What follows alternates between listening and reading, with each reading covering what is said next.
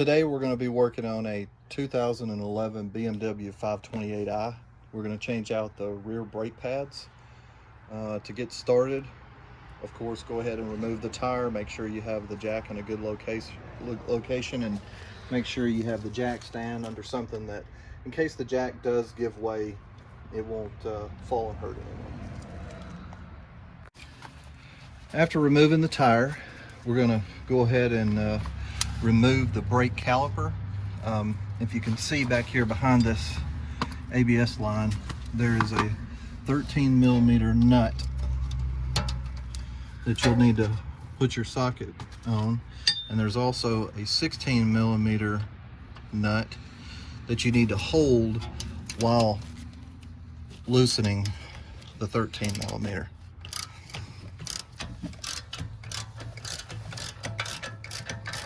All right, let me get this one out and then we'll do the bottom one.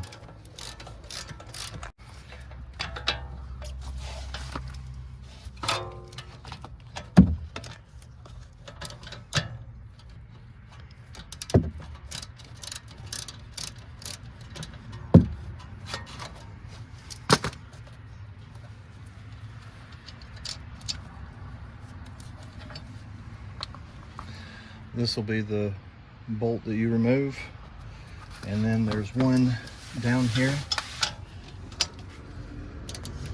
that you also need to use the 16mm wrench and hold while you loosen it.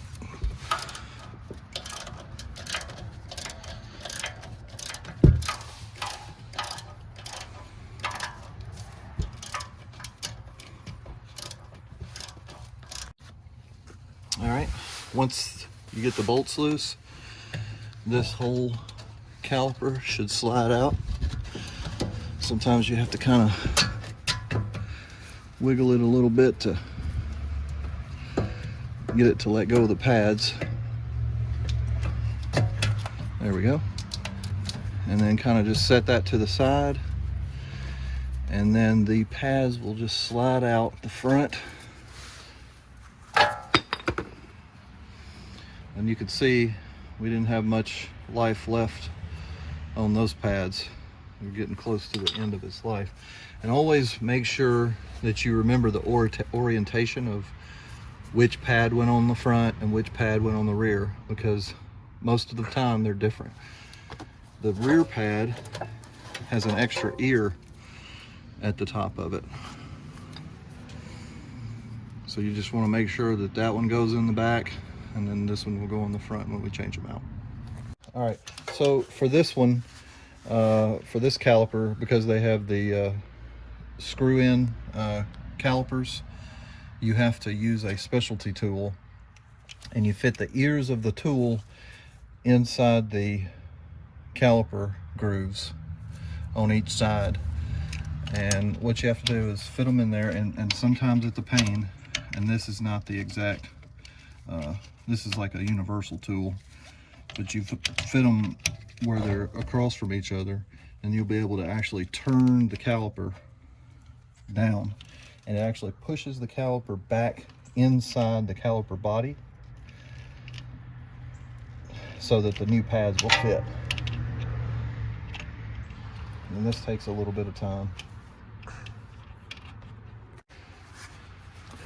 So the point of using this tool to turn it down is to make the gap between the caliper head and this part that also fits on the front brake pad wider, because in essence, this old brake pad having such a small amount, this caliper pushes against the pad, and eventually it locks into position where these have worn. So now I'm putting new pads on, which are substantially thicker. So I need to make the clearance between here and here larger.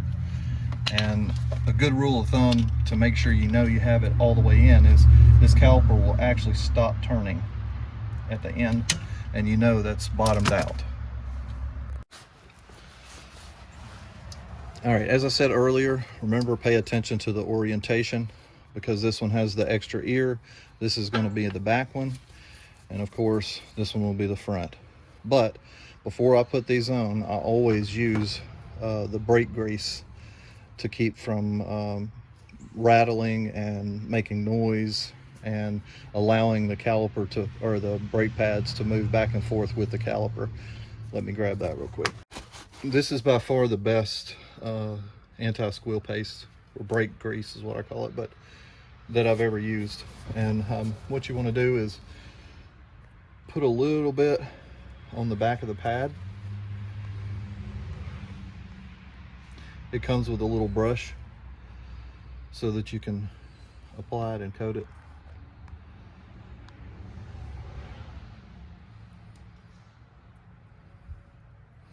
And then you want to put a little bit right here where the contact of the tab meets the brake caliper, so that it'll allow it to slide back and forth inside that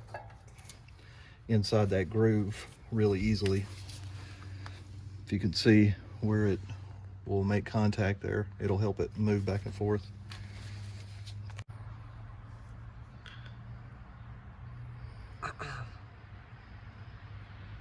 Just make sure you don't get any on the pad. I mean, I'm sure it'll eventually wear off, but the best thing to do is try to keep it as clean as possible.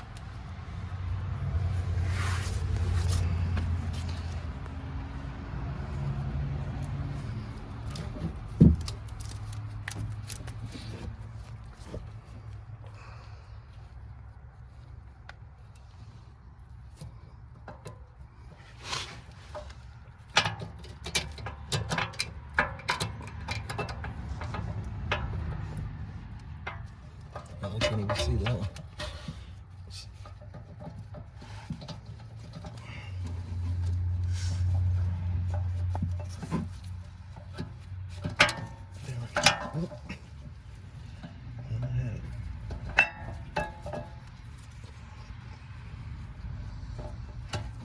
There we go. All right, the next step is to put your caliper back on. This is a little complicated because these have, if you look up here, these have a sort of a spring tension that will get in the way when you're trying to put the caliper back on. So you have to kind of hold those and work around those to get it back in. All right, and then once you line it up, go ahead and grab your bolt. And what you want to do is kind of, while you're trying to balance the caliper, try to find that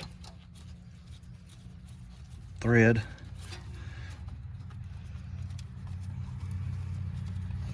All right, once you get that one started, you can grab the bottom. Just try to line that caliper up with that thread.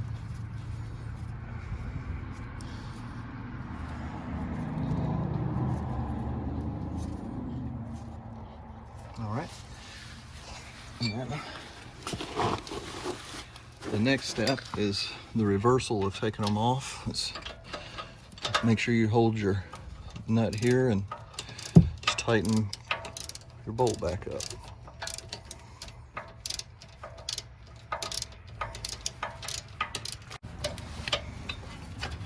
And then we got to put the top one back together.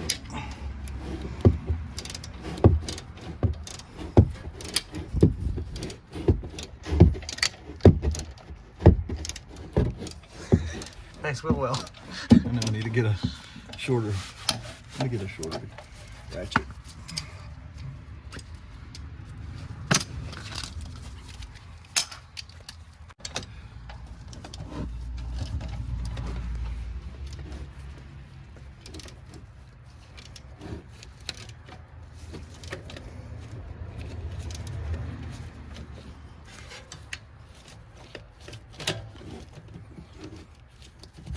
So once you've got both of the bolts tight, you're going to take your little brake pad wear sensor and clip it back into that back brake pad. Make sure it's in there good. They like to slip out, so just make sure it's in there. So after you make sure that that little sensor's in there and the wire's out of the way, just get in the car and go ahead and pump the brakes several times to make sure that this caliper and the pads are actually seating against your brake rotor. And then once you confirm that it's all working properly, you can go ahead and put the tire back on and the job is complete.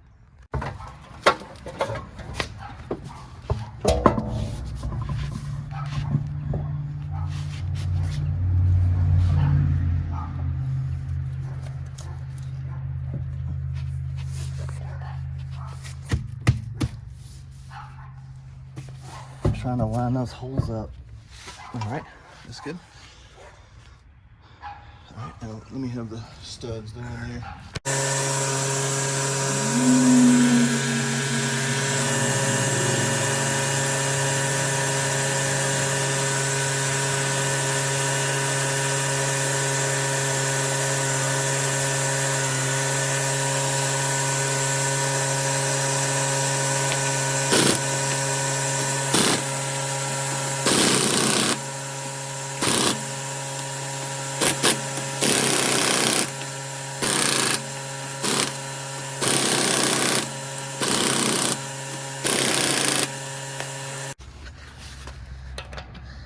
Now, just to be sure that they're tightened,